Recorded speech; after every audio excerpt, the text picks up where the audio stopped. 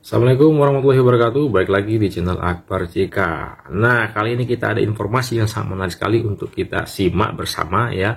Yang mana kader PDIP, kita sebut sajalah Hasto Junior ya. Ini dikuliti oleh pengamat politik Adi Prayitno dan beliau hanya tersenyum saja, tersipu malu mungkin ya. Sebelum kita ke videonya, jangan lupa like, komen, dan subscribe-nya untuk mendapatkan notifikasi video-video terbaru dari channel ini. Tanpa berlama-lama, langsung aja kita ke TKP. Kalau saya ingat satu persatu, menurut PDIP, bahwa Jokowi itu bukan siapa-siapa tanpa PDIP. Dibalas sama pendukung Jokowi. Justru PDIP yang akan nyungsep dan terjun bebas tanpa Jokowi. Nah, ini barang sudah talak 6. Sudah tak mungkin. Banyak banget. Udah nggak mungkin balikan Talak 6. lagi gitu ya. Kalau dalam agama talak 1, talak 2, dan 3. Dalam politik talak 6 boleh. Udah Ini benar-benar sudah talak 6. pisah banget tuh. Bukan hanya pisah, nggak ada pintu untuk bersatu ini. Sudah wassalam. Artinya apa? Kan ini semacam tantangan uji materi bahwa Jokowi yang menurut para pendukungnya kuat, approval ratingnya tinggi, apakah dengan partai politik yang baru itu bisa mengalahkan dan kompetitif dengan partai-partai politik yang lain? Mungkinkah Ini yang saya itu kira terjadi? semacam, kalau kita sebagai sebuah tradisi politik yang bagus, ini penting. Saya kira Jokowi itu punya segala-galanya untuk mendirikan partai politik baru. Satu, ini adalah mantan presiden dengan approval rating paling tinggi sampai Sidratul Muntaha, Pak. Sampai ke sana Sidratul Muntaha. itu menjulang betul. Yang kedua, Jokowi ini kan dinilai punya loyalis-loyalis yang berakar di tingkat RT dan RW. Kalau itu dijadikan partai, menang ini barang. Yang ketiga, Pak Jokowi itu kan punya basis ya, basis pemilih di kalangan pemilih nasionalis misalnya, dan itu bisa dikapitalisasi sebagai ceruk pemilih. Dan Pak Jokowi juga punya wakil presiden namanya Gibran Rakabuming Raka.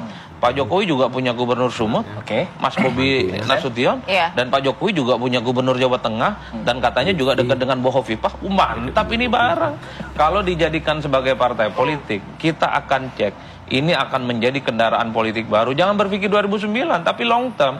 Minimal Jokowi bisa tunjukkan kepada publik dan khususnya kepada partainya Seno, PDIP, bahwa Jokowi itu tanpa PDI pun itu bisa mantap dan semantap-mantapnya. Kan biar waktu yang akan menjawab. Karena begini, kalau Pak Jokowi bergabung dengan partai politik yang mapan, aura kebintangannya nggak bisa diuji. Masuk ke Gerindra, ada Prabowo Subianto. Ini partai sudah besar, ada Prabowo. Masuk ke Golkar, ini langganan partai yang runner up di Pileg. Dan itu banyak orang-orang penting dan orang hebat. Masuk misalnya ke Nasdem, masuk juga ke PAN. Tanpa Pak Jokowi partai ini memang segitu elektabilitasnya.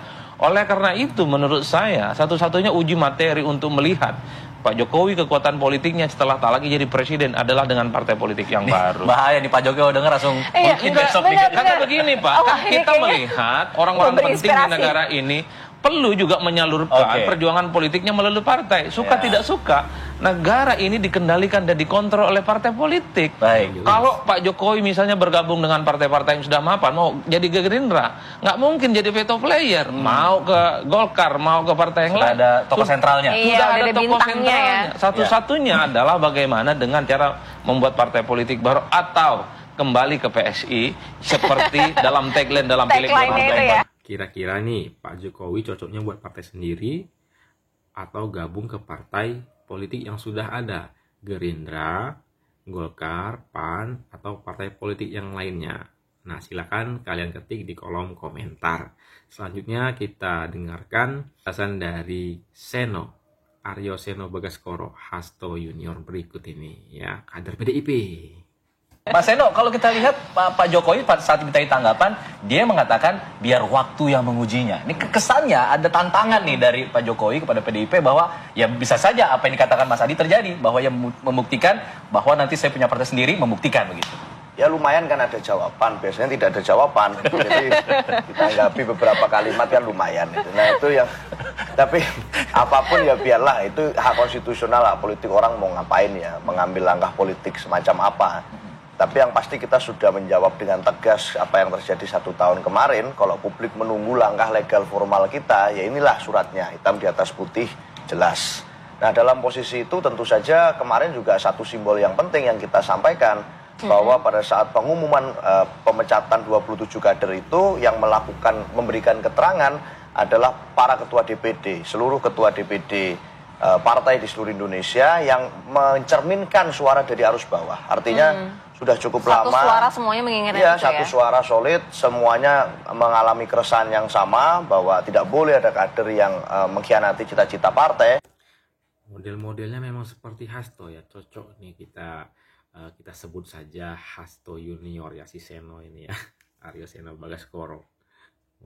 Dan itu berlaku untuk siapa saja tanpa terkecuali. Nah, artinya segala konsekuensi, segala resiko yang akan dihadapi jika ada misalnya reaksi balik, ya tentu seluruh kader yang sudah mengumumkan ini keputusan bersama. Kalau suara dari seluruh daerah, satu suara dengan PDI Perjuangan secara keseluruhan ya, artinya begini, itu menyatakan bahwa selama ini Joko Widodo tidak ada kontribusinya di dalam partai PDI Perjuangan? Ya, pertanyaan itu kan sama saja dengan sebaliknya juga. Apakah kita juga tidak kemudian berkontribusi dalam perjalanan politik Pak Jokowi? Sama saja. Ini kan persoalan sejarah yang saling mutualisme. Nah, dalam konteks itu tetapi orang bisa berubah dengan adanya waktu. Dan itu kami dengan berbesar hati kami meminta maaf pada saat Rakernas. Ada kader-kader yang bisa saja mengkhianati cita-cita partai. Ada kader yang karena sisi gelap kekuasaan bisa saja kemudian ingin membakar rumahnya sendiri. Nah, ini dalam praktek-prakteknya terjadi. Maka dari hal itu tentu saja kita ingin sisi gelap kekuasaan ingin membakar rumahnya sendiri. Sebetulnya yang mengalami sisi gelap kekuasaan itu siapa? Pak Jokowi atau Ketua Umum PDIP ya. Di mana-mana Pak Bambang Pacul sendiri yang menjelaskan ya kalau keputusan itu ada di Ketua Umum. Nah, ya. Lanjut. Ingin mengatakan bahwa pada saat di satu titik enough is enough, tidak bisa diteruskan ambisi seperti itu. Ini yang kami lakukan kemarin dengan memberikan sanksi pemecatan. Oke, kalau misalnya Pak Jokowi ke partai lain nih, kita bicara masalah opportunity itu. Pak Jokowi ke partai lain, apa yang bisa Anda beri saran untuk partai itu? Ada mantan kader Anda yang Anda anggap melakukan pelanggaran bajak begitu masuk ke partai lain. Apa yang bisa Anda sarankan? Bang Bestari siap-siap nyatet nih kayaknya nih. Ya, saya nggak banyak ya, tetapi beliau punya track record pernah ingin membakar rumahnya sendiri dan sudah berusaha membakar rumahnya sendiri meskipun beliau gagal. Artinya pada saat pileg kita masih Maksudnya mau membakar PDIP. Iya, membakar rumahnya sendiri PDI Perjuangan. Ini beliau gagal buat saya. Pada saat pileg kita masih gagal dari mana? Tanpa Jokowi PDIP nggak menang ya. Pak Jokowi dicalonkan sebagai presiden oleh PDIP 2000 berapa itu ya? 2014 ya. Menang. 2019 juga menang Pak Jokowi ya. Di situ PDIP naik ya. Itu karena Pak Jokowi. Diputar balik ya. masih dipercaya rakyat menjadi juara satu, artinya masih mendapatkan suara terbanyak di parlemen. Lalu pada saat pilkada juga banyak daerah-daerah yang tidak merupakan target kekuasaan, itu malah kita menang di situ. Artinya kemudian di situasi di mana kita ditekan, kita di kuyo-kuyo, kita berusaha diawut-awut kalau istilahnya Bu Mega gitu ya. Itu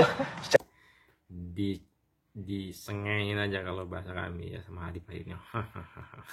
cara membuktikan di situasi semacam itu, dulu PDI Perjuangan malah menguat di era Kuda Tuli. Nah, sekarang sama ujiannya sama, kita menghadapi situasi kurang lebih seperti itu, tetapi itu menggambarkan tentang karakter seseorang.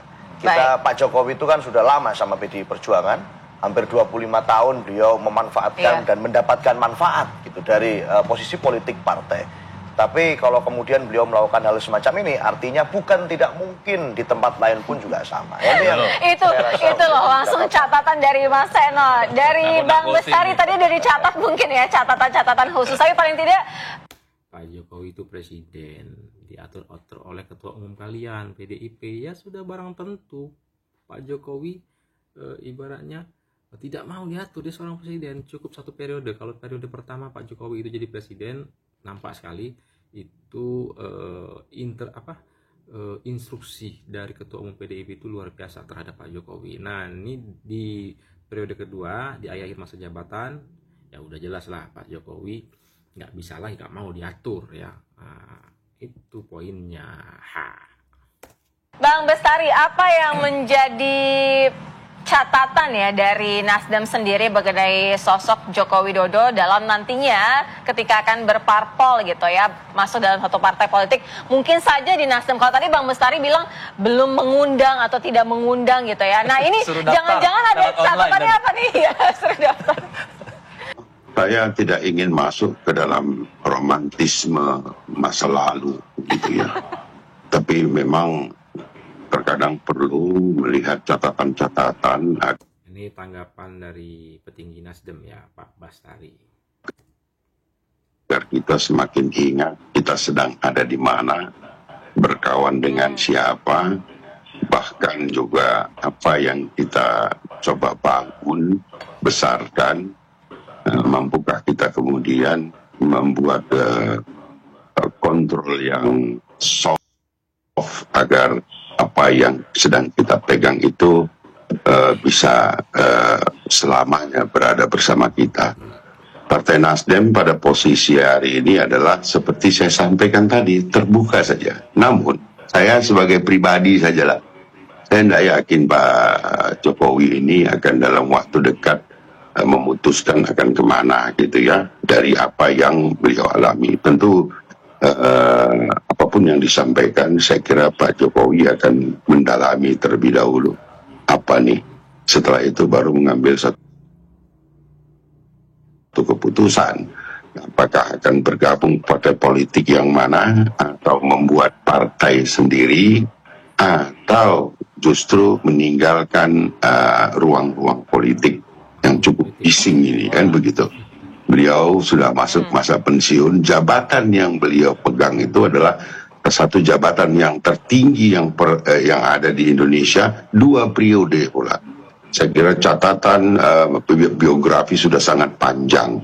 Dan satu keyakinan lagi, saya tidak yakin kalau Pak Jokowi itu akan ke Partai Nasdem. Gitu.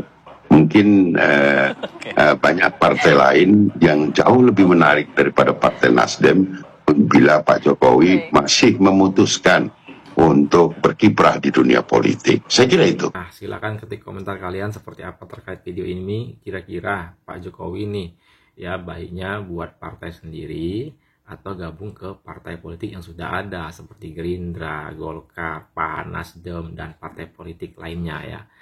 Silakan ketik komentar kalian di kolom komentar. Jangan lupa like, komen, dan subscribe-nya. Saya akhiri. Assalamualaikum warahmatullahi wabarakatuh. Salam NKRI.